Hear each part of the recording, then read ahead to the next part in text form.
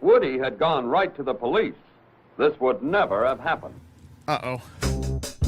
So, there are liberties being taken, like, there's going to be an increased amount of shit talk. Oh, I have to remind myself I'm here willingly. Catch one with a little bit of attitude, big guy? Man, you champion son. It's a kangaroo court. What do you mean? How is the NFL a kangaroo court? Could you please let me explain why? No, I don't want to hear this garbage. Give me an answer to the questions I asked you. What the fuck are we doing? Come on with it, baby! Thanks, boy. I'll call you. I'll talk to you later. Let's get to the scene, right? My undercarriage is sweating. All right, well, welcome into another another edition. Always of timeless, the, always on cue. third and manageable. I am your host, Matt Diegert. I have my partner next to me, student body right. Definitely want to thank everybody for joining us tonight here down at live from DiPaolos. Let's get into the sponsors. Wait. There's some raucous cheering. Yeah, I don't think there's it's some. So, our sponsors. First of all, our sponsors are the sponsors and the sponsors and the sponsors and the sponsors are. We're going with DiPaolos. We just had a dinner here last week. Man, speaks for itself. I think it was all over Twitter. Duke crew here, just having a great time. They're at 3785 South Park Avenue. Hey, for reservations, call 825-3675. On the back end of that, we are sponsored by Sons of Erie. We got a special guest in the crowd today. We have my original partner, the artist that creates damn near all of our adorned pieces that you guys have loved and support. Mr. Nicholas Albini, he'll be joining us later in the podcast, just stepping on. You got to hear from the guy. He's lived a lot of lives, and it comes through the paintbrush, and that's what makes it so attractive to hang on your walls. So once again, Sons of Erie for all of your repurposed Buffalo Bills needs. And like that, we're sponsored by Kayak Pools. We're sponsored by Beauty Pools. Winterization is coming up. They do installs. They do conditioning, and they do everything in between. Kayak Pools and Beauty Pools. Give them a shout if you got some extra cash and you want to dig a hole in your backyard. Bet US. I do not have the mental acuity or testicular fortitude to remember these lines, so I'll swing to my partner, Matt. Bet US. Tell them about it, Matt. Listen up, sports bettors. Your favorite sports book, BetUS.com, is back for our 30th year of sports action with the industry's largest sign-up bonuses of up to 125%. That's 100% to the sports book and 25% to the casino. BetUS offers the opportunity to cash in on all your favorite sports, including live action and the chance to build your own props. That's right. If you're looking for live in-game betting, incredible props, daily odds boosters, a top-tiered race book, and an unbeatable casino experience, look no further. We've got it all. What about fast payouts and exceptional one-on-one customer service? We've got that too. Sign up now to BetUS.com by clicking the link in our YouTube, Twitter, Twitch, Facebook, anything else that we have out there, and use code DUE, D-U-E, to get the greatest sign-up bonuses. Our account managers are available 24/7 to help you get started on the best action at 1-800-792-3887. That is 1-800-79-BET-US. BetUS, America's favorite sports book, and our last sponsor. Hey, you know, if that doesn't light your soul on fire, if that doesn't get the juices going, what do we got? The last one is W.GG, Dew Champions official energy drink. Check them out for 10%. You can find their link in our YouTube and Twitter and everything else as well. Come on with it, baby. Hey, we got a good one tonight. As the aforementioned, we got Doug Worthington coming on the podcast. Good friend of mine, old teammate, and he is a savvy NFL veteran. He's got some stories from his time at Ohio State, his time from high school, his time from the Bucks, the Raiders, the Chargers, the Rams, and the Steelers. It's going to be going, Maddie. How you feeling, buddy? I'm doing pretty well tonight. It's a little warm in here, but they have started getting cooled off here. I think it was because there were so many people here earlier at the bar. So. Yeah, we really cleared them out with our breath and our terrible takes. So we're looking forward to a primetime game, an 8:20 game, a game that I'm going to give you a hot take. This is the, third one in a row? Third one in a row, but we got NBC. We got Mr. Mike Tirico on the call, and everyone's favorite guest that we welcome into our home begrudgingly, Mr. Chris Collinsworth. Yeah. Now, here's a guy. Not the biggest fan of his. I hate that slide in that he does, too, man. But that is Jump the Shark. Much like the show, No. Collinsworth is fine. If every single quip and every single bit of color he offers, you hadn't heard like your grandmother's date book. Like, I feel like he's leading in every time with something about Mahomes. Like, I really You're gonna hear about Mahomes tomorrow. Yeah, I mean, you're gonna hear. Bills Mafia's not a huge fan of him, but if you get past that, I don't know. NBC kind of runs a pretty decent thing. They have a good analytics team. They don't shy away from disagreeing with questionable calls on the field. That's why I like NBC. I think they are kind of the stalwart in terms of what Amazon tries to be, what some of the NFL Network tries to be, because NBC's been doing it for a while. They've been doing it for a while with this crew. Tirico is, he's pretty well versed, man. Mm-hmm. You're gonna get a pragmatic analysis. He's gonna tell you what it is. He is a little bit of the guy that tells you about all his great bets when the first team is up. You ever feel like that? Yeah. Like if the Ravens get up, it's gonna be the Ravens are the greatest thing since sliced bread, and they're humbling the Bills. If the Bills get up, it's like, oh, here comes Buffalo, and then Collinsworth or pepper in something absolutely asinine. That honestly, do we have? I don't know if it's possible. Yo, throw on Eric Wood. Yeah, somebody else. Eric Wood, I'm gonna make you upset. John Murphy. Yo, make I'm a trader. Make me a market, okay? How much do you think Chris Collinsworth's worth? Worth? Probably upwards of $30 million. He owns PFF. Yeah. You know he has a JD. Did not know that. He has a Juris Doctorate, man. He is a lawyer, so it's like he's gone through all this life experience. He has this wealth that he could put into his personality. I almost wish he made wealth his personality, because whatever he's putting on the airwaves, shut it off. No thanks. Tuck me in. Let me know who wins. Like, literally, I feel like they always say on GR, turn down the TV, turn up the radio. Turn on GR too. Yeah, but, I mean, it's Eric Wood and Chris Brown. All right. Is there anybody I told you I was going to make fun of? No. Oh yeah, you. Anyway. So, all right, Ravens. We're 2-1 in the Lamar Jackson era. We got a 1-2 in the regular season. Are we 1-2? We're 1-2 in the regular season. Josh won in 2022, lost in both 2019 and 2018. I can't even really count that first game though, because that was the 6-pick game by Nate Peterman, and then Josh came up in cleanup duty, and for his first game. If you remember the quarterback, you still count it. Although wins are not a quarterback stat. Thank you. You finished my sentence. It's almost like we've been doing this for a while. Anyway, 1-2. We have faced them in 2 MVP years, but let's get to hopefully what we want to see is the peak. What we're hoping is not the pit. Go ahead, Maddie. Start us off. Truly, I think the peak again, and I keep saying it every week. I think it's got to be Josh Allen. I really do. I think that the Ravens going to do a lot to shut down the run. Their defense is really good against the run, but they're 32nd against the pass. Yeah, which we're gonna have some opportunities. Yeah, I mean, there's gonna be some opportunities for Josh. I think this is a Josh Allen game. I think this is one where he goes probably over 300 yards combined in rushing and passing. I don't think that. I don't think it's gonna be a concentrated 300 yards. You saw he got the ball to how many different people last week? 10, and 4 of them scored touchdowns. Yeah. So I don't want to interrupt you. That is going to be the peak. What are you dreading and hopefully is not the pit? The middle of the field. Really, the linebackers in the middle of the field is really something that I'm worried about, because I really do think that Lamar Jackson can take advantage of the middle of the field with the Bills, with Zay Flowers and Mark Andrews and Isaiah Likely. When you said he was going to take advantage of the middle of the field, I thought it was going to be an aggressive collapsing pocket. And he was going to take advantage of the middle of the field, catching linebackers in coverage and using his legs. See, and that's the thing. Sean McDermott's always, known to be good against both their backs, for lack of a better term, in Lamar Jackson and Derrick Henry. Derrick Henry beat the brakes off the Cowboys. He did, but he beat. No. Hold on. He beat the brakes off. 151 yards, but also look what James Cook did to him last year too. 190 yards, 180 yards. I can't say beat the brakes. He slashed them up. He did. But he didn't beat the brakes off him.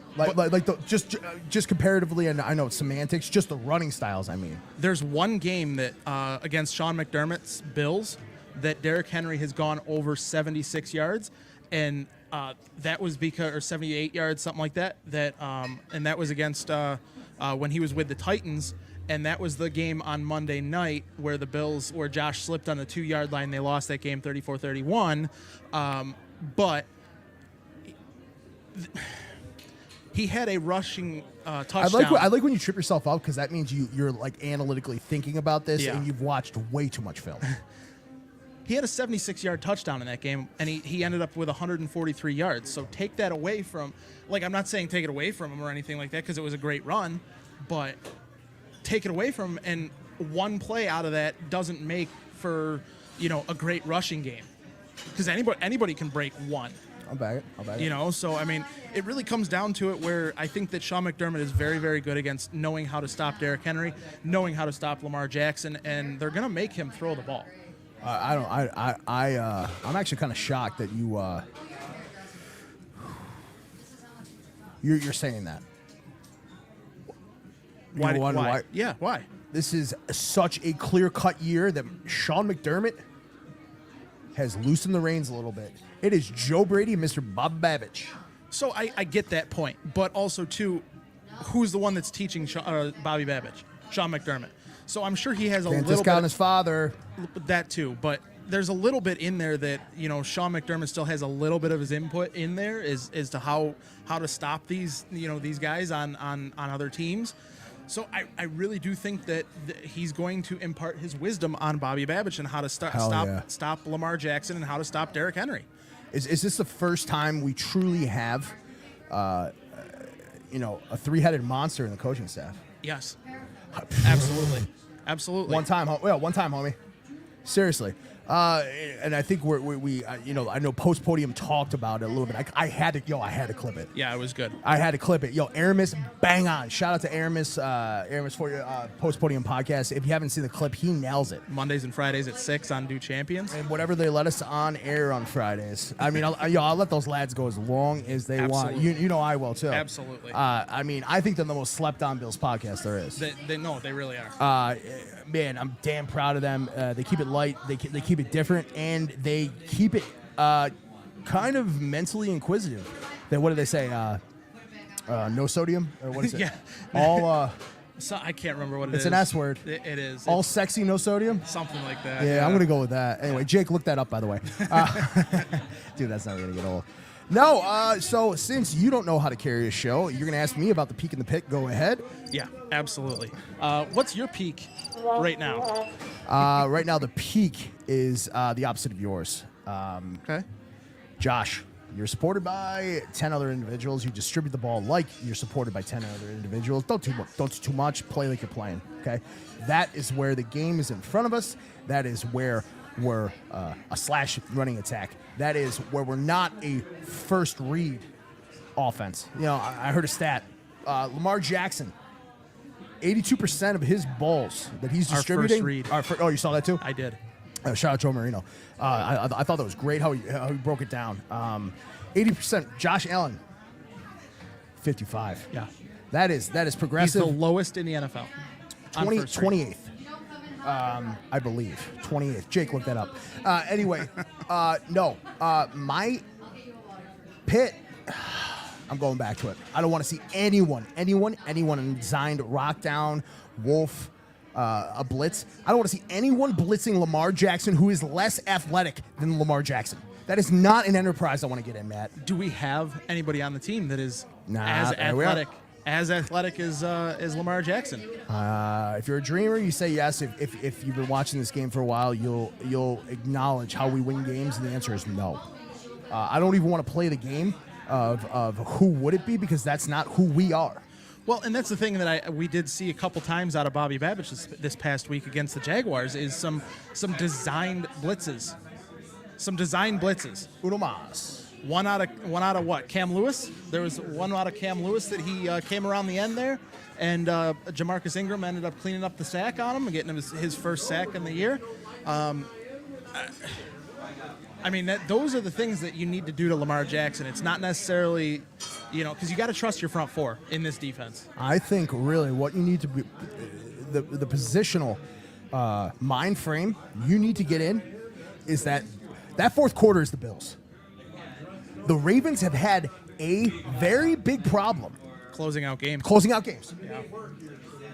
Yeah. What was it? 28-7 or something like that? They started the season with thank you, lad. Yeah, we're drinking. Thank you, lad. Yo, Nito, what up, buddy? So they started out the season. Oh, we got Big DW, I think. What's he saying?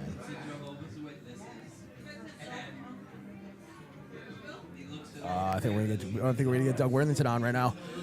Man, this is a good one. But to close out my sentence,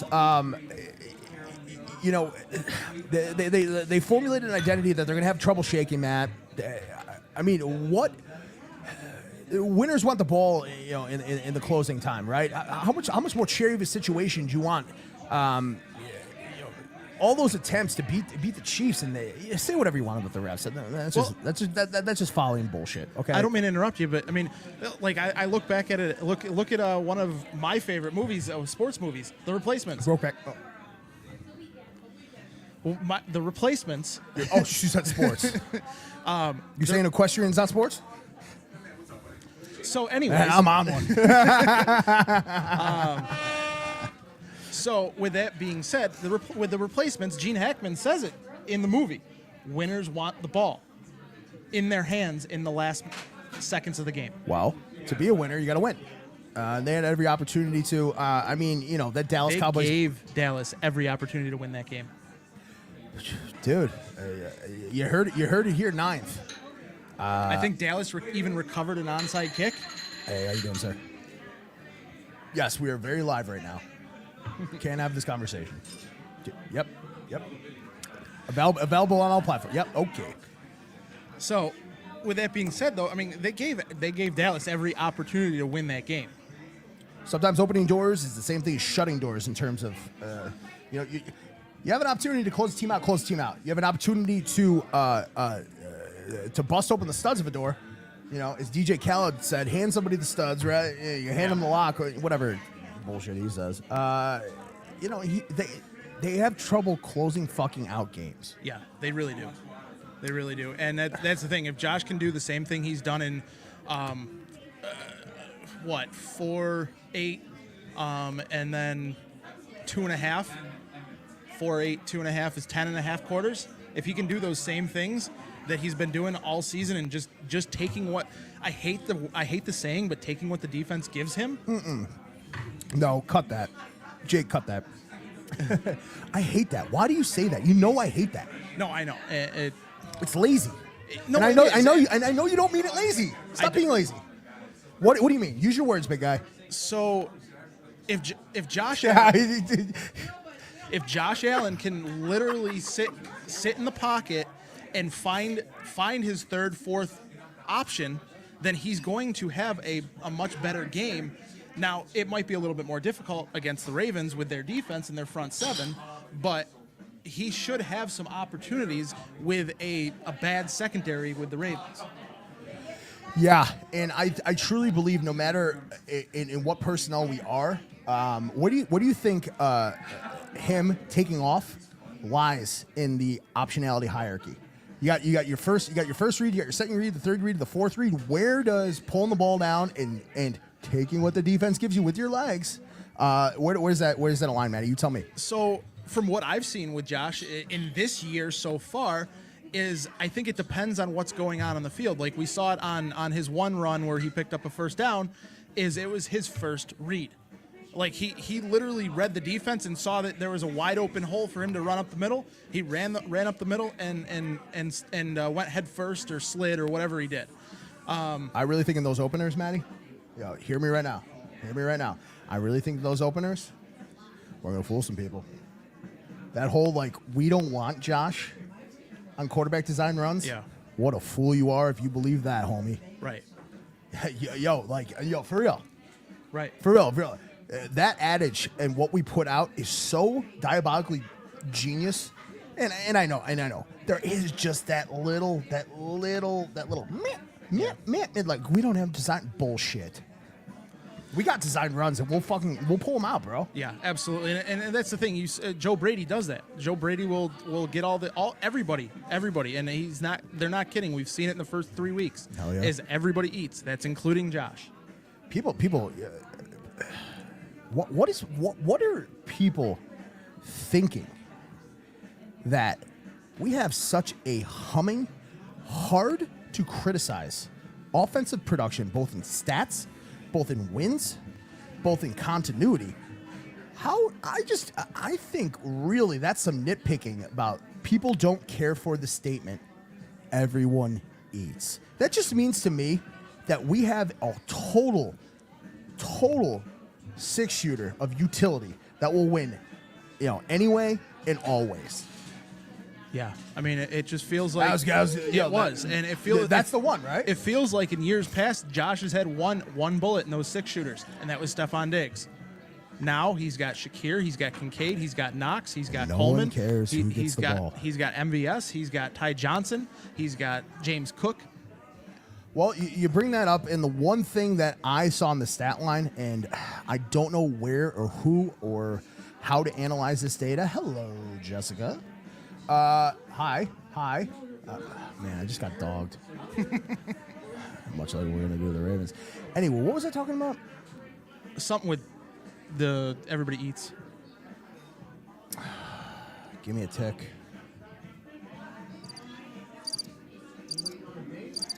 Anyway, we're downside at DiPaolos. Something about stats. The stats. Oh, yeah. Dude, where do you attribute Yak? Because Lamar Jackson is outperforming, if you want to attribute and allocate that stat to the gunslinger, he's got a better yak than Josh. Is that hitting people in stride? Is that just people? Is that them taking out a middle of the field linebacker because you have to run a spy on him? Does that open up seams? Does that open up play breakdowns? Where do you attribute yak to offensive design, to skill set of Lamar, or to just general talent and identity, Matt? I think it's more his skill set and them having to be more gap integrity and staying home. You're saying rush lanes in pursuit. Yeah, absolutely. Damn, I didn't think of that. Absolutely, because they gotta even if they're bringing a spy in or playing zone or anything like that, one guy or two guys is kind of keeping an eye on Josh Allen, on Lamar Jackson from turning around, or let's not turn our backs to Lamar because he's going to take off. It's going to be hard. I don't know. I mean, you got some people that are playing an athletic 3-tech, an athletic 1-tech who can gobble up your protection. I mean, when you have people on your interior defensive line, brother, yeah, that can either gobble up and command extra offensive linemen to just get some hands on people. While if they do get hands on people, what do we always say? Big Cat Paul. Yep. I mean, he's what, 6'2", 205? Yeah. You gotta get the hands up. Get the hands up. Get in the because if you're in the running lane, you're in the passing lane. Oh, you! Damn it! Why didn't I think of that? So anyway, we're at Manufacturers and Trading Stadium. That is what I would deem is one of the more hostile environments. Mm-hmm. And it's not hostile in like a New York Jets way where they're throwing batteries at you. It's just the impassioned. It's they're going to be loud. But it's one of those games where it's of note that we haven't played a ton of loud aways. No, and Bills Mafia seems to travel well, so I being as close as Baltimore is. Yeah, but that's not. Thank you. It's not going to be a TT, a total takeover. No. And I wasn't thinking that. I'm just saying, you're gonna still hear loud on defense, or on when Ravens are on offense. You're gonna hear it loud when the Bills are on offense. You're gonna hear it loud when the Bills are on defense. You're gonna hear it loud when the Ravens are on defense. So you told me something that I hadn't thought about in years, brother. Do you remember what you told me about the green dot when that mic cuts out? No. What time frame of the play? 15 seconds. Yeah, dude. I feel like a lot of fans don't know that mic is live. That two-way communication is live. With both your you get two green dots, correct? You get typically your Mike linebacker. Hopefully, by the way, Terrell Bernard is. He's not playing this week. He's already out. I know, but if you let me talk. First of all, when you enter the show, I'm the host. You're my co-host. You can't let me treat you like that. Anyway, with the Michael linebacker, that green dot cuts out at 15 seconds. It's two-way communication, and with that Josh Allen, sometimes I do often wonder, Maddie, and I want your opinion, our know-nothing opinion. How much banter is in that mic from Joe Brady? Do you think it's a call? Check your reads, your pre-snap reads. So that's the thing. So with Joe Brady up in the booth, I think that he's looking at everything on the field. He's looking at where they're typically lining up. When does he mute himself? I think play call alerts. Well, you got to remember too. Josh has it on his wristband, so he's probably just getting the number. And he's finding the number on his pad. Yeah, but that play sheet doesn't get as big as it does without alert reminders. Oh, I get that. Like that. I get that too. And he's flipping through. But I'm just saying, Well, I'm going to get to a point. Yeah, go ahead. You know why I think that communication doesn't dwindle down all the way to 15 seconds? Why? Our center's playing a hell of a fucking game, bro. Yeah.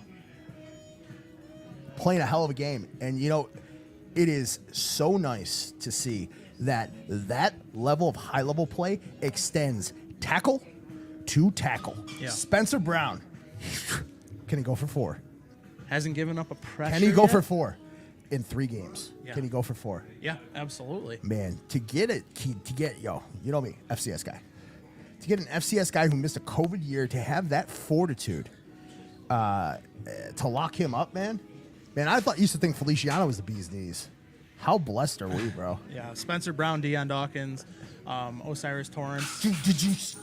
Oh, I'm gonna get fired up. Did you see our boy Alec? Yep, bringing the nasty. Oh, I was literally Jack. He throws such a legal and an unnecessary block on that Josh scramble to the opposite sidelines. He goes, That's the "Hey one. man, That's the one." It's almost like he looked into his soul. He goes, "I'm the captain now. like, I'm gonna bury you into the turf." And that is why you are seeing it in 18 snaps. The game before, I think he's 22 last game. Yo, he's in the cup, bro. Yeah. And how good does it feel? He's our boy. Yeah, I mean, it's awesome. I mean, He didn't get a new face mask yet. did he? No. No. Liar. He said he's getting one. So. Can't trust anyone in this game. It's a business. They're probably like, yeah, dude, sorry. We can't change your face mask. Josh wears nine different visors and warm-ups. We're pretty bogged down with that. So, it's interesting. It's awesome to see that we get to analyze these games, and the curmudgeonry of me has left my body, because when you're pumping at this level of football, it should be on the world stage. Yeah. How staunch was I for the 1 p.m.s? I mean, you were pretty wanting those 1 p.m. games. Yeah, and you know why? I figured it out too. I had a little conversation 6 inches from the mirror with myself, because obviously no one in my life wants to talk football besides you. It was nerves, man. I wanted to know my fate by 4 p.m. Yeah. And now I'm relishing in the possibilities of how we can inflict our will, bro. Right. Absolutely. And I really do want more primetime games, or as many primetime games as the Bills can get, because as many as we deserve. Yes, absolutely. Because I'm sick of seeing out there like Josh is underrated or overrated, and what did he do on What did he do on Monday night? He almost played a perfect game. Almost a perfect game. Well, I mean, his QBR would say it's perfect. First five I did have a drives question had for a you. touchdown. Yeah. What does yak mean? Yards after catch. What? No. Okay, I know that one. But if you just real quick, I swear it's the last EPA. That's like you're good, right? Yes. Absolutely. Sick. I hope we have a good EPA job.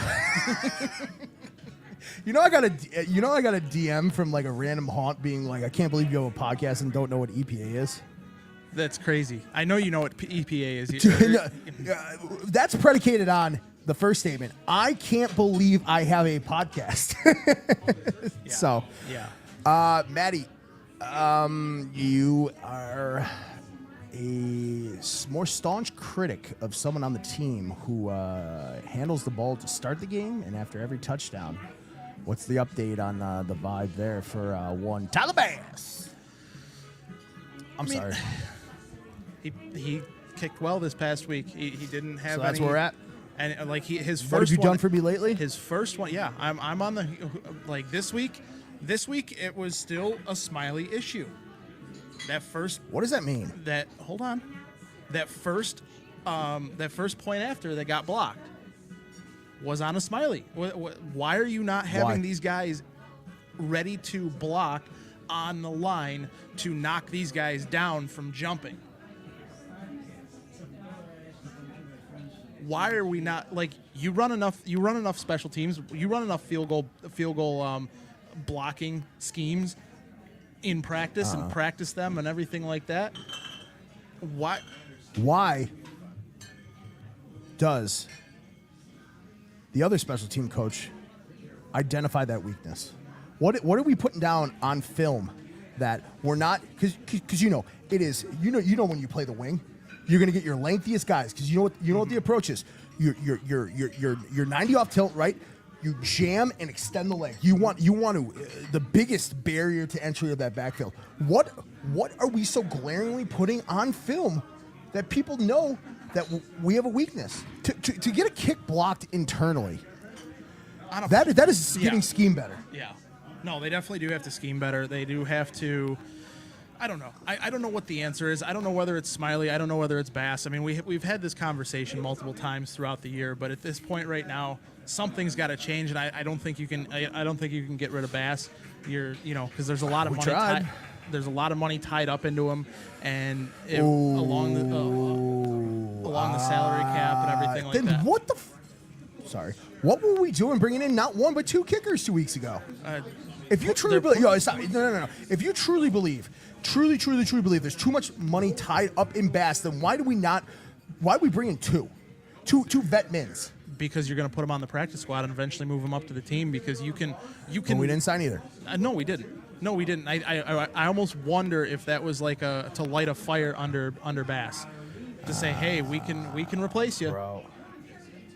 Dude, we did this last week, man. Hang on a second.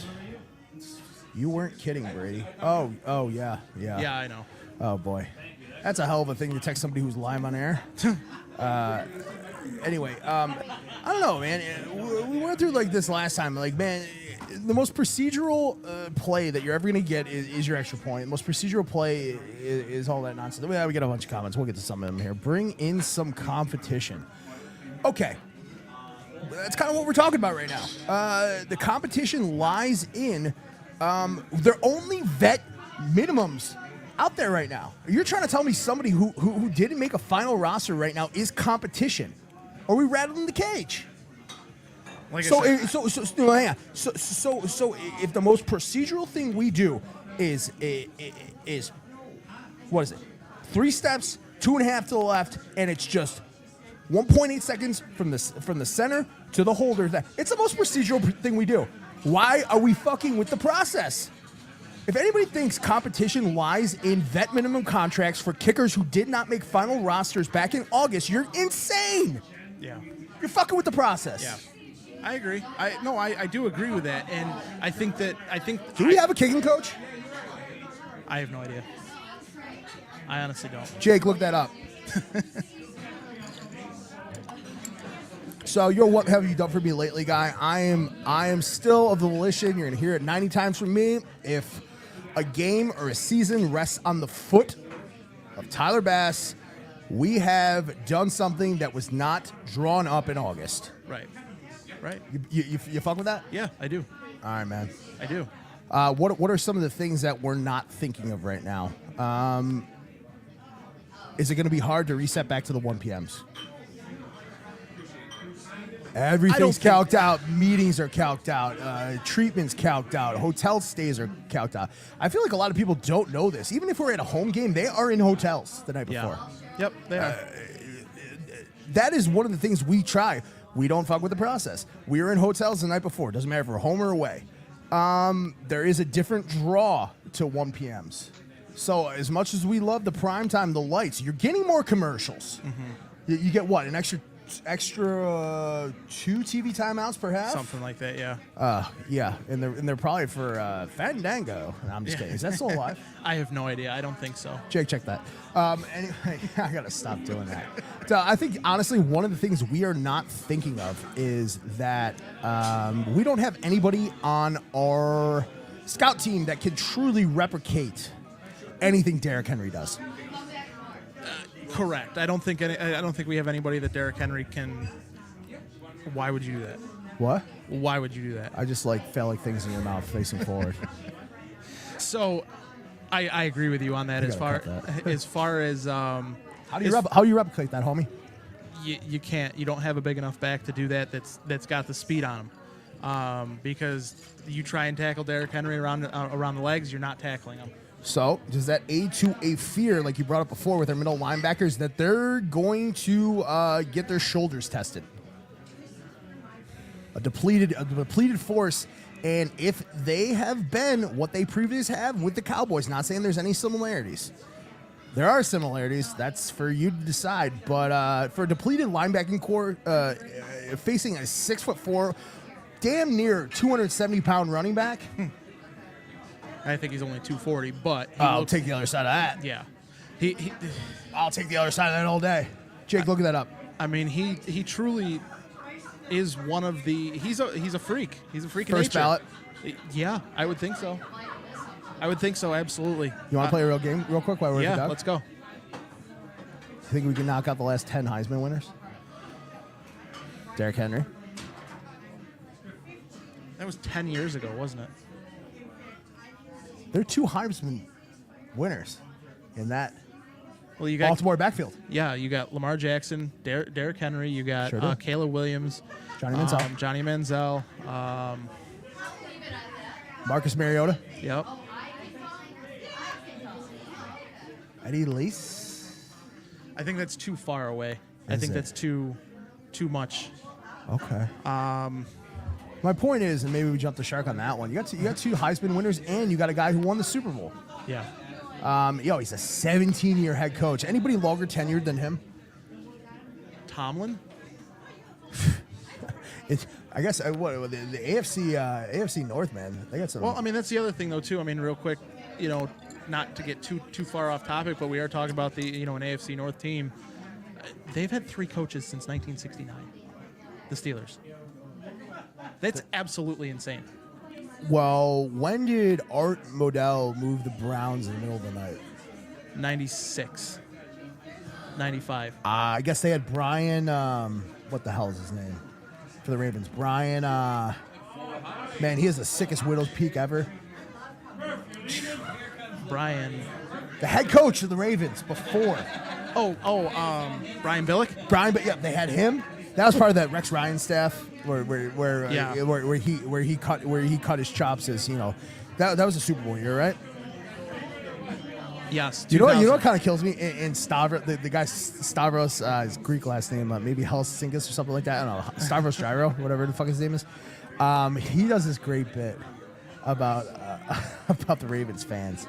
He goes, Lamar Jackson's good, but there's something about Flacco. I just can't put my finger on it.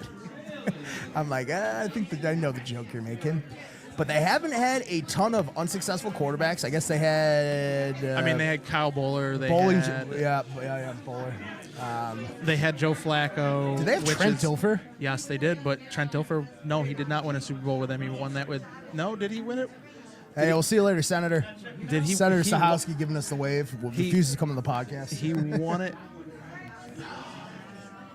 He won it with the Ravens, right? Dilfer, or did he win it after? I'm trying to remember when Dilfer won it because I can't remember. Dude, I turn into a pumpkin every night at midnight. Yeah. But it's one of those things where I'm not super concerned about how well traveled we are. I'm not super concerned about any ancillary details. I'm not super concerned about the 8:20 start. I'm not super concerned about being away.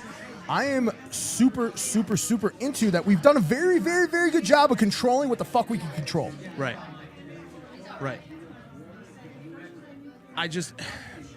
What are we not controlling? Embrace debate. I don't know.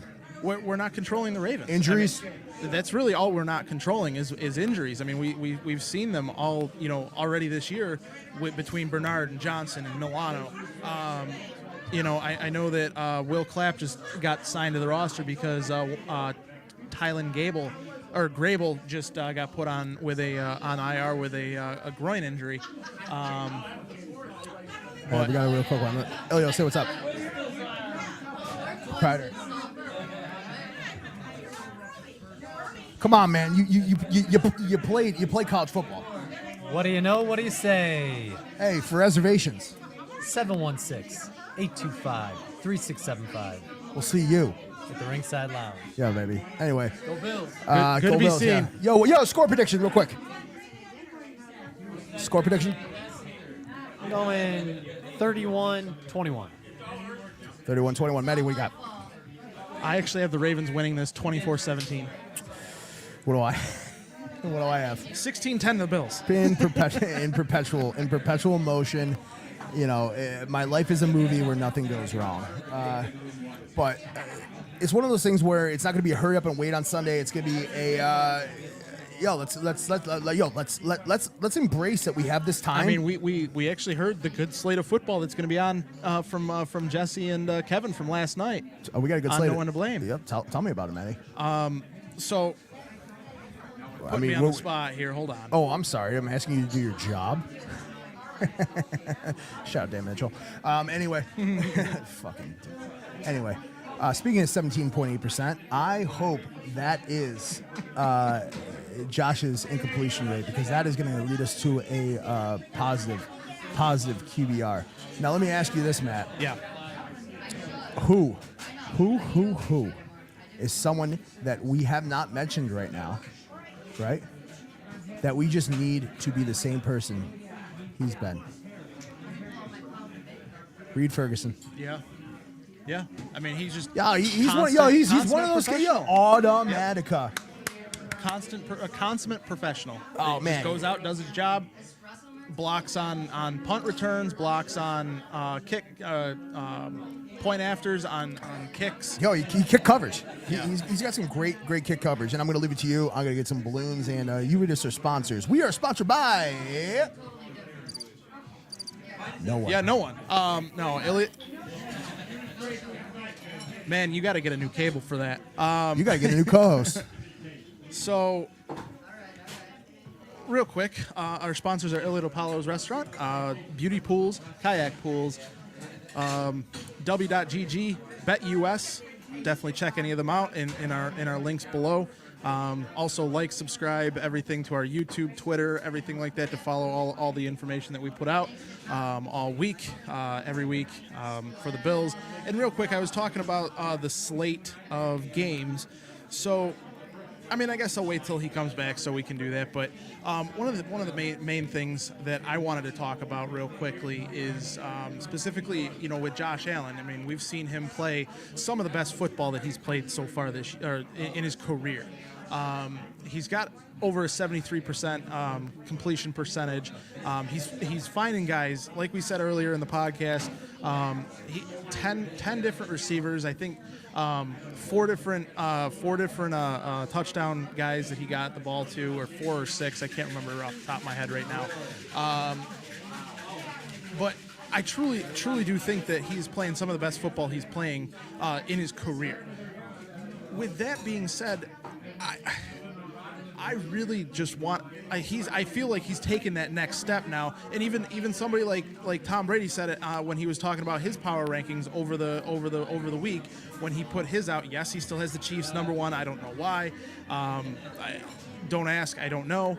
But with that being said, he said that Josh is now taking the next step, and he is finding guys that are his open receivers, and this team almost feels like some of that early 2000s Patriots, where it was your Deion Branches, your Ben Coates, your guys like that are just doing their job, and Brady was finding them. As much as we hate him in Buffalo, he did his job, and that's kind of what Josh Allen's been doing the first 3 weeks, minus a quarter and a half against Arizona. But that turns out to show that Arizona's actually pretty good. So, I mean, they don't have. I think they're 1-2, but at the same time, they truly are. Everybody's saying that we haven't played anybody good this year. Josh Allen has torn apart Arizona. He's torn apart Miami. He's now torn apart Jacksonville. So I don't know. It's just it really with that being said, I mean, I just really think that he's playing at a different level this year, and he truly has taken that step, and I'm excited to see what else we're gonna bring. And it kind of makes me, looking to the future a little bit, it makes me a little sad that we may lose Joe Brady this year at the end of the year if everything continues to go as well as it has. But that's a discussion for a different time. But yeah, I mean, as far as Josh goes, I mean, Josh is taking his spots. He's picking his spots to run in. He's finding the open receiver. Like we said earlier on the podcast, he's at 55% of his throws are not first read, which is bottom 5 in the NFL. So it just really, I don't know. I just really think that he's playing some of his best football of the year so far, or of his career so far this year. And I hope it continues, and I hope not having, and like he said, he's not taking shots at Stephon Diggs or anything like that. But with that being said, he doesn't have to have one guy. There's not one guy that he has to worry about. Getting targets to, or anything like that. So. It really comes down to it is I truly think that the way that Joe Brady has this offense running is with it being Josh Allen's offense, and now he doesn't have to worry about finding Stephon Diggs, finding Gabriel Davis. He can just go out and play football. He can go out and distribute the ball and be a quarterback. He doesn't have to worry about whether he comes to the sideline and somebody's chirping at him that he doesn't get the ball enough. Because we not to bring it up, but we saw Diggs doing it in Houston already, that he's not getting the ball enough already. And it just comes down to it. It's really just, it's unfortunate that we had to get, they ended up getting rid of Diggs, but, it truly comes down to it. And, everything worked out for them in the best way possible. So, with that being said, I'm just waiting for my co-host to come back so we can bring up, Doug Worthington, former St. Francis player here in Blaisdell, New York, Hamburg, New York. Played for a few different teams.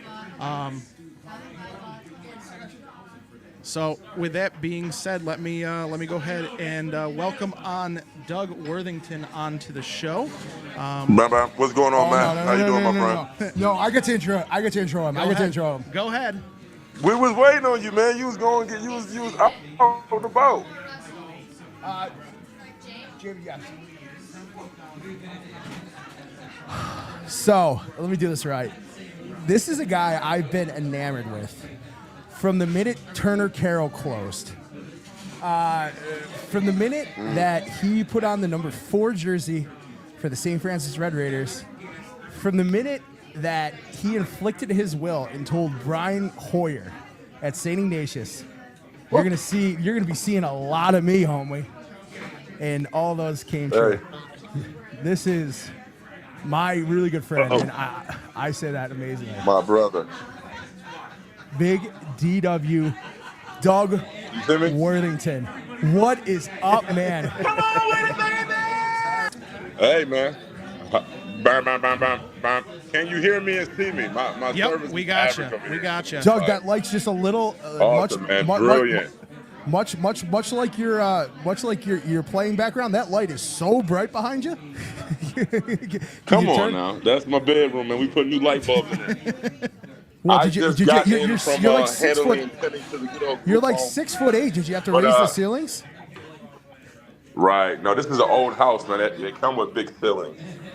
Oh, man, What's up, guys? How you guys doing up in the Buffalo land? Oh man, did you miss it, man? Absolutely. I miss good people. You know, we had a great time there. Blaisdell, Athol Springs, whatever you want to call it. You know, we were a great team. We had a lot of fun together.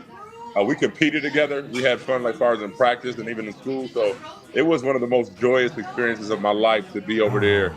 I always say it's a gift and a curse when Turner Carroll closed, because obviously a lot of relationships had to end in different ways. But a new journey, a new chapter, and it allowed me to kind of like experience that, which was something that I did a lot in my playing career in the NFL and obviously Ohio State. So, hey, thanks for having me. I love you guys.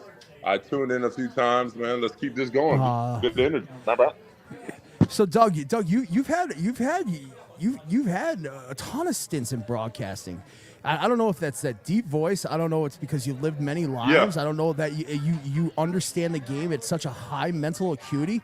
But I know there are people at every stage of your life and every life you've lived that just have been so attracted to your energy, your hard work. Where did that start for you as a young man? That like you are bigger than the jersey that you do eventually take off in your career? Because I mean, who's doing it better than you, bro?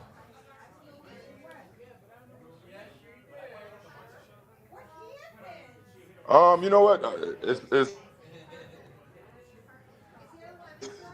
It's one of those things where too much is given, much is required, and I was blessed to be able to. We're losing you a little bit on reception. We had a guy named Corey. Dougie, we're losing you on reception, bud. Give me 2 seconds. No problem at all. Yo, he might be like 6'7", 320, all muscle. Like I've like God's created a lot of humans on this earth. I don't think anybody has been more tailored to inflict their will than Doug Worthington. Like we both played, and I remember looking at him at Franny's and being like, "Oh my God, I have to run scout team against this guy." Am I back? Oh yeah, we got you. We got you. That car ding sounded expensive.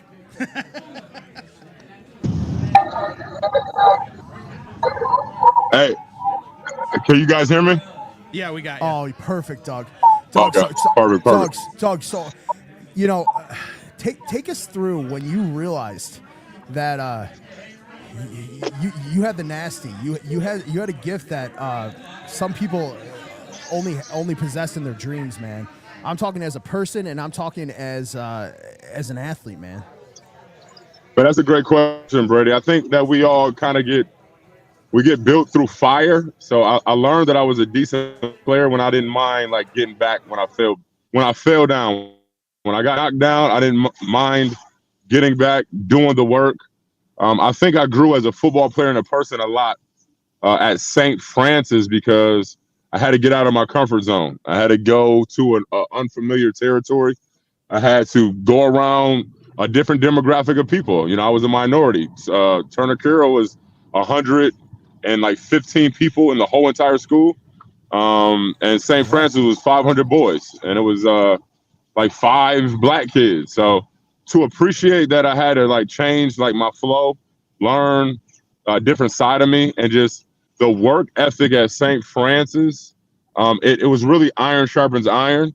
The weight room was nothing like I ever experienced, and it allowed me to like really like find a different part of myself. So I was always great with just working. I feel like those among you who are leaders are servants.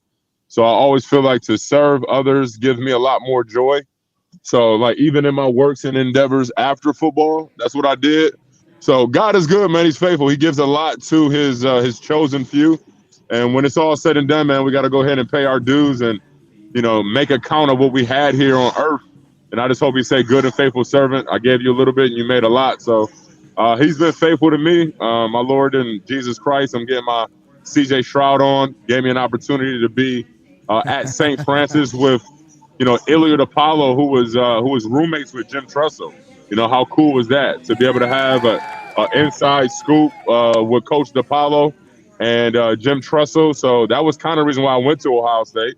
Well, really one of the biggest reasons why I went to Ohio State, because I was intimidated by the size. I really just wanted to go to Syracuse and just go up the road. But, I still it's all been a blessing, brother. Alabama flew in just for you, and I was like, damn. Yeah, man. That was really cool for everybody. Like, we was all able to experience that. So it was, Tennessee coming in there. You laid down a blueprint that had never been seen before. Yeah, man. I think, it all hit at the right time for us as a team. I mean, Coach Smith was just really dominant even before that. And to be able to have Turner Carroll, a school where him and John Shabetta was used to be at, closed down. And, to be able to carry somewhat a Turner Carroll legacy into St. Francis and just have some success, I think I really owe a lot of people before me, a lot of people who paved the way. Buffalo is a blue-collar town, man. We love each other. We work hard, and we don't make we make no excuses. So to be able to have an opportunity to play at St. Francis, it was intimidating, but it was very, very forthcoming to what I had experienced at Ohio State on that huge magnitude, and then obviously playing in the NFL. So to go to St. Francis and have to play huge Ohio schools, have to play big Pennsylvania powerhouses, it really made me equipped and ready to go on that next level and play all them teams in the Big Ten. So real quick question for you, Doug. Just kind of, you spoke on it a little bit about your work ethic and everything like that. Talk to us about, what, Jim Tressel meant to you and how he molded you into the player to, move up to the next level in the NFL. And before you touch on that, man, one of the most iconic pictures that I still have saved, and I love it every time I say that, is you standing up in that basketball arena, and you say it loud and proud in that gray T-shirt, Tress. Oh, yeah. Yeah. No, that was one of my first little viral moments. That was huge. Yeah, man. Jim Tressel. I think the first thing I learned at Ohio State is you win with people, and that wasn't really anything that I've heard before. But just the culture of how he wanted us to be as a team, like be there for each other. You never left. You never let your guy leave by himself. You made sure you learn about him, his family, his hobbies, his interests after football, because he knew football was going to be done one day, and you was going to need relationships, and you was going to need a lot of just different experiences to really mold you. So he made us appreciate more than just the game, but the platform that we were on, far as Ohio State. We always had to give back. We always had to be in the hospitals, the James Cancer Center. We had to make sure that we went and spoke and read to the kids in the elementary school with the 2nd and 7 Foundation. I have my nonprofit because Ohio State, Athletes for America. I work with another nonprofit that's really closely tied to the football team and the Driven Foundation. So it's one of those pillars that we were able to accomplish when it comes down to something bigger and outside of football and outside of yourself, really having some servant leadership roles.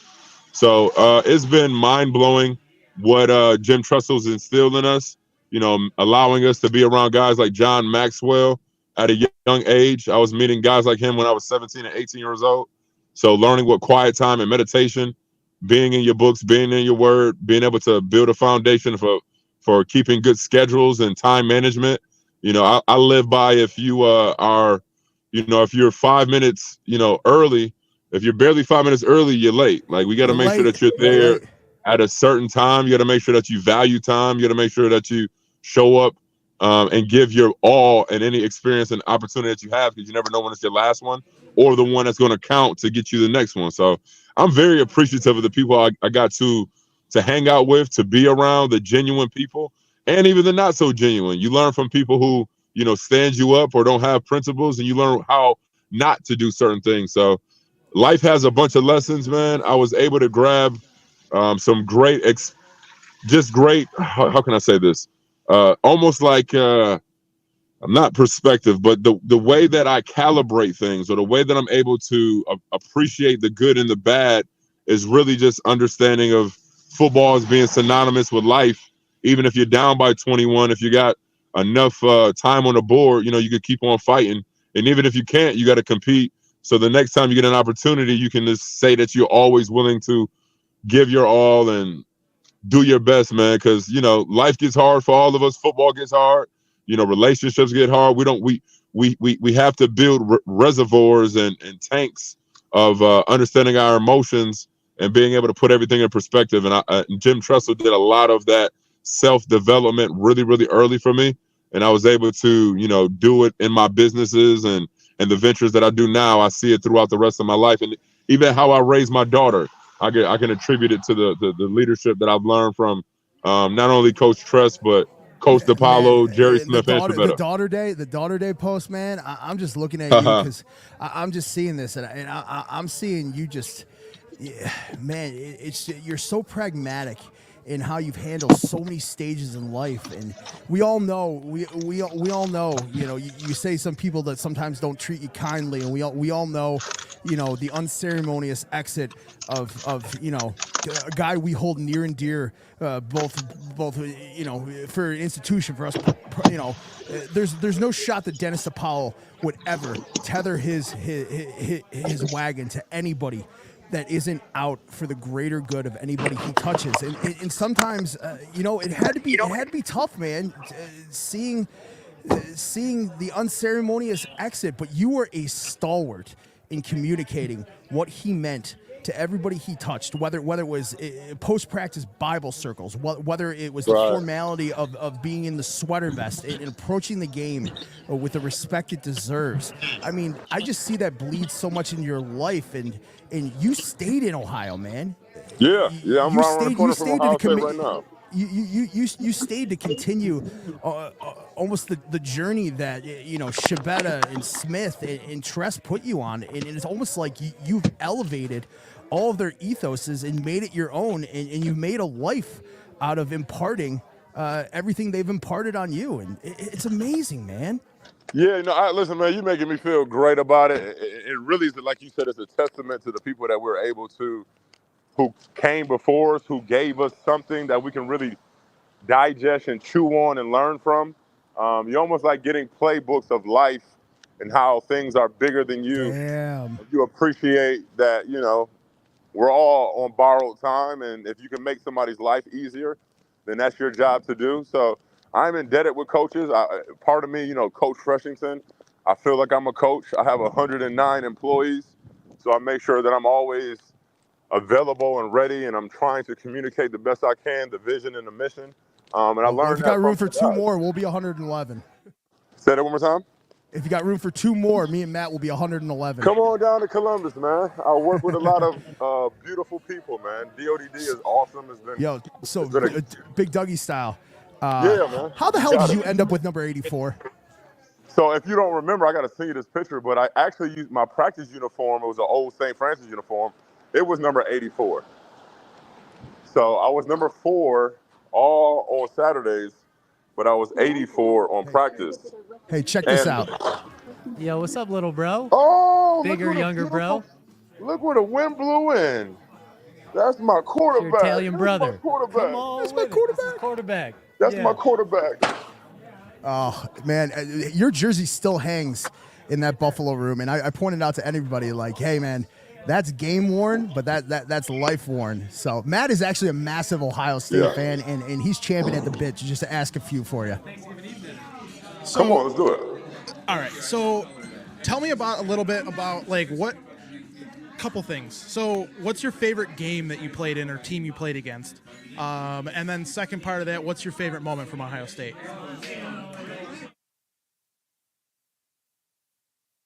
Up north. We never lost to Michigan State either, so we never lost to none of the teams up in Michigan. So that's always something to hang my hat on.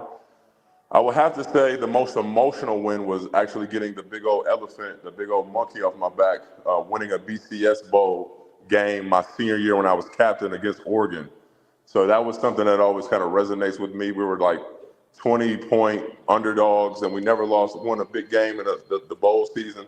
So that was joyous, man. That was always really fun.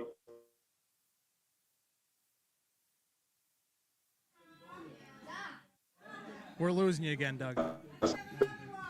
Those And Doug, let me make a point right now. Those DW pants, you got all of them.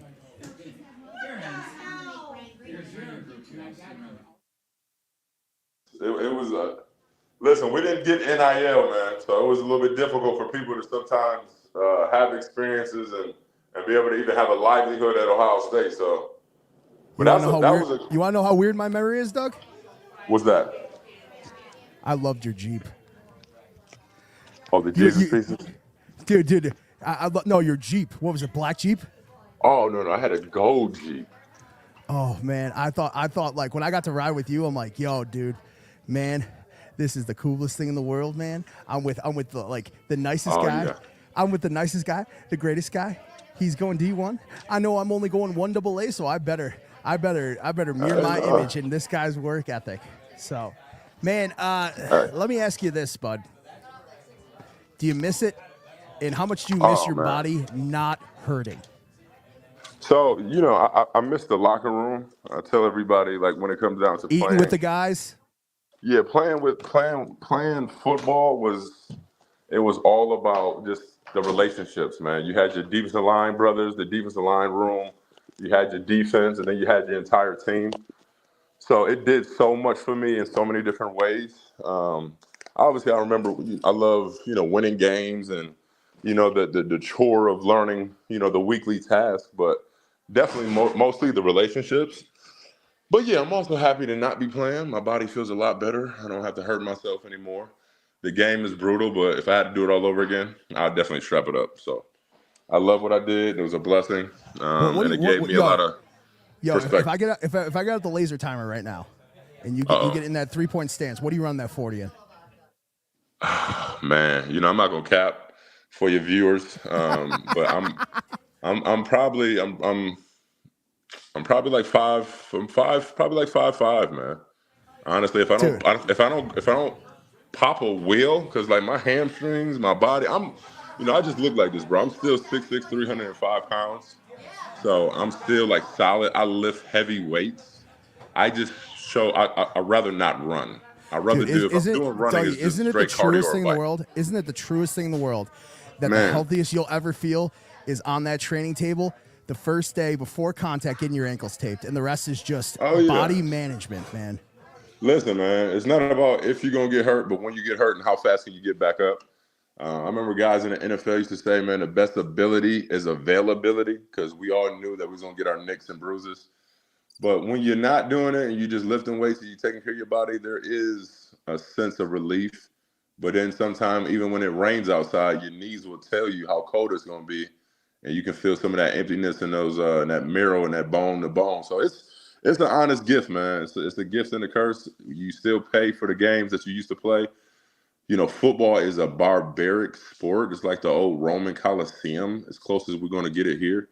I mean, maybe the UFC and the Octagon kind of is a little bit better, but it's the greatest team sport, and I'm grateful to have the relationships and the friendships and the memories. Right, memories are good. You can't hold on to them too tough, because I'm never going to have the chance to play up there with that checkered red and white SF in Buffalo, and I'm not going to be able to play at Ohio State or any NFL arenas. But you can still talk to your teammates and look at some of them trophies and gold pans. No, I remember. Do you remember? And were you aware the last time you took off your shoulder pads? Were you aware that was the last time you took off your shoulder pads? You know what? That's a great question. I remember the last time I took off my shoulder pads. It was the last game of the season. We were playing San Francisco 49ers. I was with the St. Louis Rams. And I kind of like sprained my hand. No, you know what? Yeah, I sprained my ham. No, so I'm lying. I played against. I'm taking you down memory lane, huh? Yeah, I played against the Seahawks, and then we was playing against the San Francisco 49ers, and we had like we had a whole West Coast tour. We didn't go back to St. Louis. So we stayed like in the vineyards. And my hamstring was hurt from the Seattle game, and I thought I was going to play the last game, and I ended up not playing. So I didn't know that was going to be my last game. But I'll be honest with you, man. My last about year and a half, when I realized that I was going to get my pension or really close, I was kind of like just floating on cloud nine. And I got to play with a guy named Aaron Donald, who was by far maybe the best football player I've ever got to see. I think I've heard of him. Yeah, man. I think you might have heard of the guy, but I got to play with him my last couple of years playing, so I was just really a fan, man. It was kind of cool to come into the league with AB. He actually was at DiPaolos. That's crazy. I took Antonio Brown to DiPaolos. I got pictures. I got to find them, but Really? then to finish my career, I did with not AB, know this. Yeah. Buffalo. We were in Pennsylvania, 3.5 hours. We went to Buffalo, and we had this little That road trip was your idea. Yeah, no, they actually had a little. They had like a little party for me for getting drafted. So Dennis and them threw me like a little party. I still remember 70 that day. people. It was cool. Seventh round, 250. 242. 240. I'm sorry. Yeah, 242. Right, the same draft as Brett Kiesel for the Pittsburgh Steelers. So we were like bonded when I came in, but I didn't make it. I got cut. So, quick question for you, Doug. Yeah. Well, I'm going to actually do two here real quick. Please. The first one is from me. The other one's from one of our viewers. Mine is, do you ever wish that you had gotten the chance to play for the hometown team? And the second one is, what's your favorite NFL moment in your career? Man, that's a great question. So to answer the first question, playing for the Buffalo Bills was a dream for me. I mean, to be able to be in your backyard and actually play at Ralph Wilson Stadium. I mean, I played in it at St. Francis. I played in it when I was a Buffalo vet for Little League. I played in it in Turner Carroll. Obviously, in college, I didn't get a chance to play in it. But to be able to be in there would have been awesome. God rest his soul. But, I actually, my rookie year, I played with Mike Williams, which was a good friend of mine. I played at Riverside. Riverside I High School, Syracuse. Ontario Street.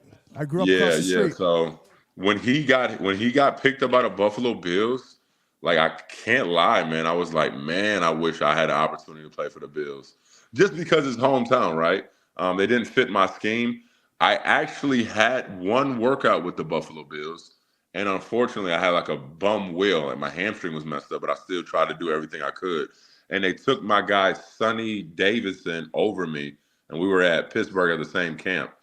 So, man, the NFL, man, it's a business. So, I was a little butthurt, but I know I wasn't healthy. But I always kind of had that admiration to possibly play for Buffalo. But, yeah, maybe next lifetime. I'm pretty sure you sacked Hoyer in high school, in college, and hell, I'll start this rumor, probably in the NFL too, because that's No, you know what? So I only got one sack in the NFL, man. I was a low-key bum, and I wasn't Aaron Donald. I only got Russell Wilson once. What was your favorite game? What was your favorite game to run in the NFL? Okay. So my favorite. What was your steez? So the games become your favorite game after the game. I remember we played on a Thursday night football game against the Tampa Bay Buccaneers, a team that I used to play for, and they had the all red jerseys on. We had the all yellow jerseys on, like the Color Rush. Color Rush. And, bro, we look like, ketchup and mustard packets, man. But, I had a good game. I had, like, a tackle for loss against Doug Martin. I had a fumble recovery where I got, like, some TV time. And they actually mentioned that I was on practice squad, which is not the best thing you want to mention. You just want to tell me I had a good game. Don't just say they just got me on Telesco practice gave me squad. 3 days of a UDFA. He did way better than I did. Hey, man, but God is God. But, again, when I even got the TV copy of that. So, like, I once in a blue, I'll pull it out, or it'll, how Apple and iPhones do. They might give me a memory. Does your daughter know? Yeah. Does your daughter know like that? Do you think like she's got like that ace in her sleeve that like what Pop's he was in the league. Yeah, you know what? Not yet. Right now it's kind of regular to her. She I have that is quite a bit of crazy. pictures. That like your daughter thinks you're regular. That is insane to me. I get so much attention being as big as I am still. So she kind of shies away from it. but she thinks it's cool. She gives me a lot of praise of how I handle myself, and she knows who I am as a person. So she knows the work I do. She knows the kids and the adults that I take care of day to day. So the old life of football doesn't even like resonate with her as much as you might think. But she'll still look at some pictures and laugh and see me with hair because I'm bald headed and got some things to say. But yeah, she don't really care about football as much as so you might think. my mom turns 70 tomorrow, man, and God bless the queen. I just if I can get a little personal, we've gone to so many dinners together and stuff like that. The intent and just almost like the awe to see your mother watch you speak, man. I really feel like, and I don't want to speak for her, she knows like you matter to more people than she could ever dream. And I just see her beaming with pride, and it's not so focused on you, in the jersey. It's your life after that. And if you could just speak just a little bit, you have your master's, man. I don't got my master's. I'm not gonna let you lie on me. In life. I'm master's in life. Okay, It's called an audible, dude. It's called an audible. You might have heard of it. Good stuff. No, but seriously, when did you realize that? Like I said, at some point, the jersey comes off. When did you put on, the shirt where you wanted to impact others and possibly build a greater team? In the way you're impacting young youth in that Ohio region, much of the mindset and vision of what you probably learned from Tress. Yeah, absolutely. So again, it was always about the platform. I was a little bit intimidated so many places in my football career, coming from Turner Carroll, going to St. Francis, that's A ball to AA ball, going from St. Francis, Buffalo, New York to play at The Ohio State University. Those opportunities kind of like made me grow up and get out of my comfort zone. So when I understood hard work is the things that separate everybody, and really the platform that you have to play football, you're not going to have it that long. So if you can make some impact, if you can make somebody's day, if you can influence or inspire somebody to do something a little bit better, then, your legacy just is that much more rich. And really God, our maker, will give you so much more if you're moving and spreading the kingdom. So I had a lot of great people in front of me, a lot of great captains, a lot of great coaches. I am a product of good people. Dude. Formidable memory of you. You want to hear this? This is a memory. Yeah, talk to me. Chaz Moore. Oh, yeah, Chaz, yeah. Yo, that interception at Ignatius. You ran to embrace him. And I remember in your deep-ass voice screaming, your greatest quote ever. You don't remember this, but I do. Imprinted on my soul. Chaz Moore, coming up big more. Yeah. To seal the game. I remember the jubilation in you just celebrating someone else's success. That's like the imprint of kind of what you're doing now, existing for others and being a consummate cheerleader for fucking people that do it right and do it for the right reasons, man. And I feel like this is a celebration of Doug, but it should be, man. He lives it the right way. He does it an awesome way and on so many levels. So yeah, man. You misunderstood a question before, by the way, about a game. You said I did do I didn't talk about the game? What was your favorite game on the D line? We talking rip, pull? We talking twist? The game. What was your steez? Oh, you know what? So honestly, man, I got a good one on this one because I just seen it replay. I think it's almost an anniversary. But I like playing the nose guard or the 3 technique because to be honest with you, man, I'm a 5 flat guy, 275, 280 at Ohio State. We had guys like Nate Williams and Johnny Simon who were tweeners who were like 6'2", 260 pounds, but they were fast guys. So I will run an exit. So that defensive end will go up and then come underneath and like crash into the guard. And then I would just swoop around and like kind of clean it all up. I got a sack against Iowa. My last game playing in the shoe, the second to last play, I was on there to actually put them out of field goal range to get us to the Rose Bowl. So that was one of my best games and the best games that I played to get a sack. Who benched more in college? Vernon or you? Oh, man, listen. I just look like this, man. Vern, it was a freak of nature. Vern and Ghostin, man. I love my guy. There's he'll a laugh great about picture it. of you two, and I'm just like, God created Man. you in a special lab, both of you. Man, but I was taller than Vern, but he had like quads for forearms. Like his arms and his hands, he like 11-inch mitts, bro. He was a big dude. He was like genetically, he came from Cass Tech, Detroit. He came from Detroit. He was a different breed. I appreciate what I was. I was like damn near a tweener, a basketball player. He was just like a bodybuilder that ended up being an outside linebacker. Who would you call your best friend at all three phases? Who's your best friend at Franny's? Your best friend at Ohio State? Your best friend in the league?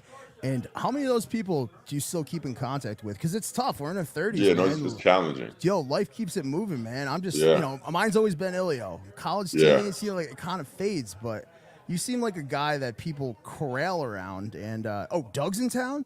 We'll do a dinner.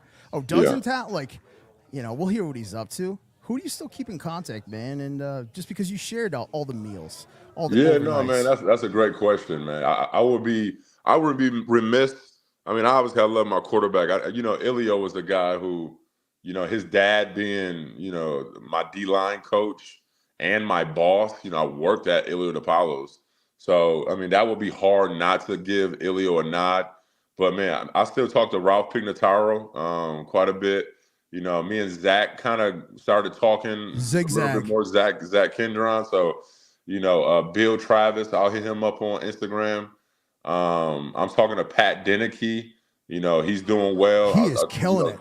Yeah, Coach Pat. We just interviewed him. Killing it. Yeah, then I'll still talk. You know, I'll see Jerry. I mean, I'll talk to Jerry on the phone. I actually missed them when they came down here, and they played a team that they got like kind of trampled. Dude, I saw that on TikTok. Yeah, I seen it on. Not great. So many people tagged me, man. I was kind of a little bit upset. I had a lot of people tag me and ask me what was going on. But Doug, as we leave you, man, who are some people that you couldn't do this without, and what can you send us off with, and what our viewers can get involved in? Do you have any events coming up, and where can we find you in the work you're doing currently? Because I think it's worth a note. Yeah, man, I appreciate it, man. I actually just kind of revamped my good old website. It's DouglasWorthington.com. You guys can check me out on DouglasWorthington.com. DOUGLAS Worthington.com. But, you know, every day, man, I have beautiful group homes. I got like 17 clients, over 100 employees. It is a 24/7, 365. I do a podcast on every game day, an hour before the game at a place called Gala Park. So I'll get you guys like the information, but we stream live every game, and we do a halftime show. But man, listen, I'm gonna be a little bit more out there in the 2025.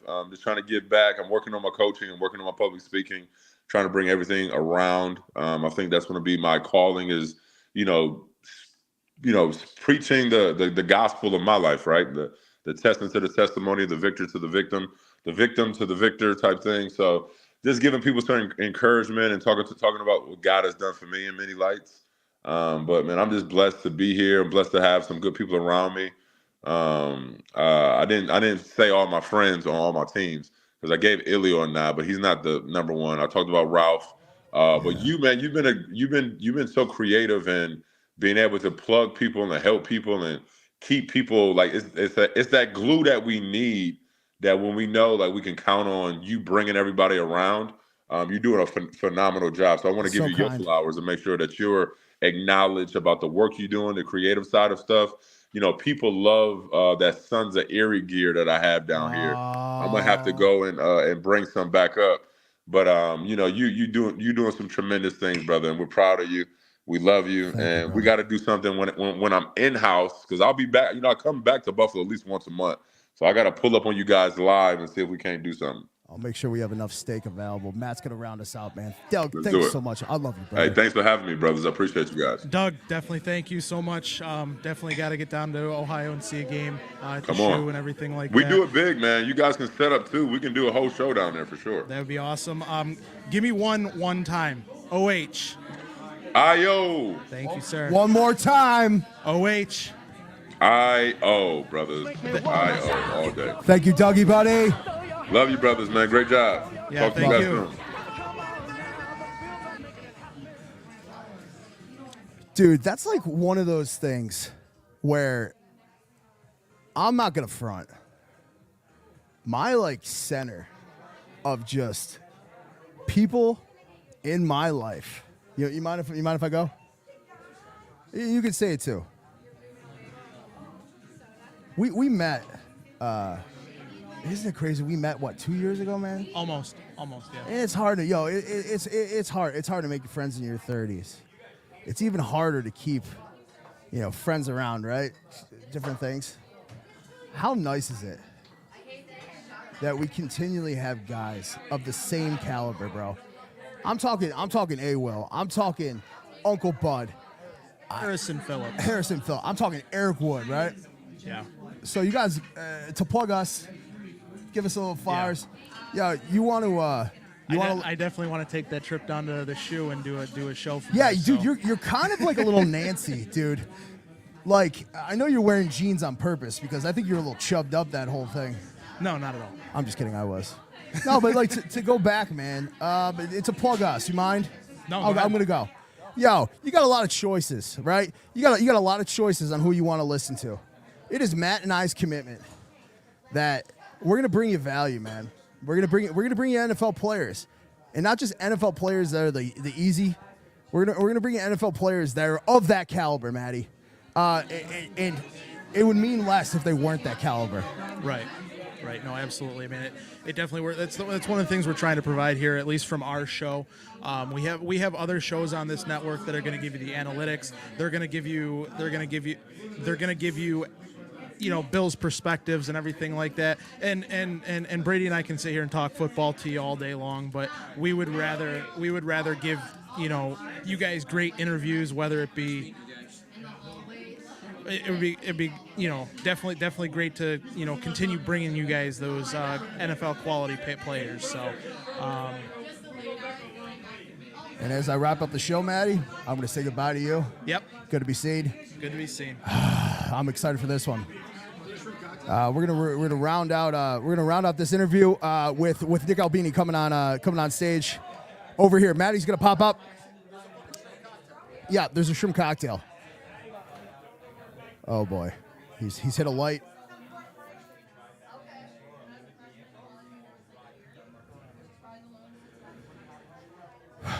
So as I intro him, he is my. We'll wait for him to get in here. He's my personal Banksy. He's my personal Banksy. He is my personal Shepherd Fairy. He's my personal cause. It's time for some FaceTime, man. This is the guy. Pay no attention to the man behind the curtain. This is man, one of my best friends, bro. This is Nick Albini. He is the artist behind all creative endeavors with Sons of Erie, and he deserves some FaceTime. Nick, what the fuck is up? Come on with it, baby. Thank you for having me, man. I know, man. Long time coming. It's that mic's going a little crazy. So here's what we'll do. We're gonna use one. I mean, we shared a lot of things together. You don't mind. So tell the backstory right now. How did this? We're co-founders, man. Yeah. We shared a ton of things together, and there was an inflection point, I think, in all our lives. It could go.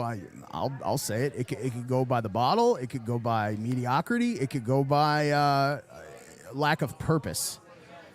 You started Sons of Erie. You've built a business. You've built a cult following, and you remain staunch in that. I create for me. If people mess with it, it's amazing. But what has this meant to you to have these juices flowing through your body and having a positive outlet of which people really appreciate and can adorn their walls with, man? Well, I think there's a lot to address there. I think that really, for me, and you know this 100%. We did it for us. We started it for us. We were both in these finance jobs that were just fucking soul sucking, right? And we're both creative people, right? I think we just do what we do for the money. And come on with it, baby. Fuck it, we'll do it live. Fuck it. Dude, I got sound effects for days, but I'm holding you to this, man. Are you ready to call yourself an artist yet? No, because I think if you want to call yourself an artist, maybe this is very short-sighted, but I think that to be an artist, you need to make a living at it, and I just, it's not my full-time job, so I do it for fun. I do it to... I know, but if you're going to sit here and claim that you need to make a living from it, hasn't this endeavor provided more life to live? Yeah, but I think it's also brought us closer together. I think a lot of it was just, I don't know. I definitely wouldn't have done it on my own for sure at all. I think you were a huge, huge part of it. And you literally came to me and just said, like, how the fuck do we do something that's creative and just get out of this fucking finance bullshit that we live every goddamn day? And that was it. And, I was always sort of into art. I always loved to draw. You were always into art, buying art. And you just said, try something. I wouldn't have charged the pain if it wasn't for you. I'll be honest. Like you said, Damn. You literally just said, try it. And here we are. It's fun. And now we always do the peak in the pit here, okay? What is the peak in your creative process? What's the pit? What's the hardest thing? What's the most rewarding thing? Oh, God. Fuck. Peek in the pit. And I listen to this segment all the time, and I love this segment. And I always try to... I stole it from the Kardashians. But I always try to think about when you guys do the peaks and the pits for each game, and I think about them for myself. I never thought about it from the art perspective. So give me 1 second. So the pit is definitely just hating everything that you do. So whenever something's done, even though people love it, you fucking hate it, or you see every little imperfection. Just looking at it on the wall, everyone loves it, but you're going, oh, fuck, I could have done better here, I could have done better there. That's my pit. No matter how good the idea is, it's never executed well enough. That's the pit for me. The peak is coming up with the idea and being so excited about the idea before you start it, or envisioning it, or trying to just starting to execute it, knowing what you want to do. To me, it never gets higher than that, and then it slowly decreases as you start to do it. You put it on canvas, it's coming out okay, and then the third... You start with the best intentions and it just slowly trends to zero. No, really. I mean, no matter how good it turns out, I fucking hate it, but you'll love it, right? So, like, it's just, I don't know, that's just who I am, I guess, but... Now, what's it like for you? What is it like for you right now to truly just avoid the? Did you just flex an Amex Platinum on here? Oh, is that a corporate card? Is that something you're? Do we have a corporate card? We do, actually. We do. Oh, we do. Okay. Well, the finance guy isn't allowed to touch the finances. Me, I got it. Why don't you just hand me my... So, what is the biggest thing, and why truly did we come up with maybe the greatest slogan in the game? The best of the goddamn worst. I've actually, the good to be seen, I've actually been using a lot more. Oh, man. I'll tell a quick story, really quick. He's walking across somewhere in Hamburg, and Matt's just walking to his car out of nowhere, just head down, just dragging his knuckles like a Neanderthal. And someone shouts across the street. Matt doesn't know him. Hey! Yo, dude, good to be seen! Oh, first I've heard that. See you later. Well, it's good to be seen, right? Hey, and that's how we'll close it out. But we got to do this all together. And we end every podcast like this. Maddie, you think about it. I'll start first. Well wishes. Who are we talking to? You know who I'm talking to, baby? No, actually, Matt, you start. So for this game, I am actually going to be talking to the linebacking core. You don't need to move the camera. They can. Okay, see first of me, all, or don't they tell can me hear- what to do. They can hear me. So I'm going to be talking to the linebacking core. They are going to have to be on point. You guys are going to have a great game. He still does not grasp that we are live on air. Yeah, whatever. I mean, we got a sign and everything. It's but, just a sunken cost. So linebacking core, they're going to have to be. You're going to have to be on point and have one of the best games of the year because Lamar Jackson's going to run all over you guys if not. They're going to run all over you unless you stay strict. Mr. Nick Albini, who are you wishing well for this game right here? Okay, so I know everyone's down on him right now for whatever reason. Everyone has their own reasons. Tyler Bass, right? I mean, this guy is such a hard fucking gig, and I don't know, man. Like, talk about peak and pit. This guy's whole career is just fucking peak and pit. I mean, think of just the mental anguish and the stress of just getting ready for a game like that. I mean, this game on Sunday could come down to a fucking field goal, and he's going to be the guy. And hero or GOAT. And you know what? I want to wish him well, and I think that he's, you know, we've seen him at his best, and we've seen him at his worst, and I'm going to just talk to him straight and say, we know how good you can be. You know how good you can be. And, I'm not ready to give up on him. I'm just not. I don't know why everyone's so fucking down on this guy. I don't know. It's such a hard gig, man. Like, it really is. I mean, every job in the field's hard, but seriously, I mean, All right, that leaves it to me. Who am I talking to? Let me think about this really quick. I'm talking to Terrell Bernard. Get healthy at your own pace. We'll hold together. We'll hold the wheel together. And this is how we end it, too. Hey, Matt.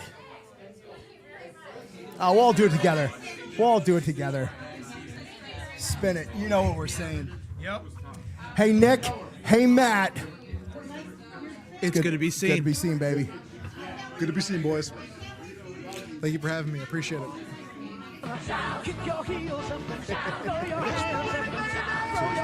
Nothing but chaos.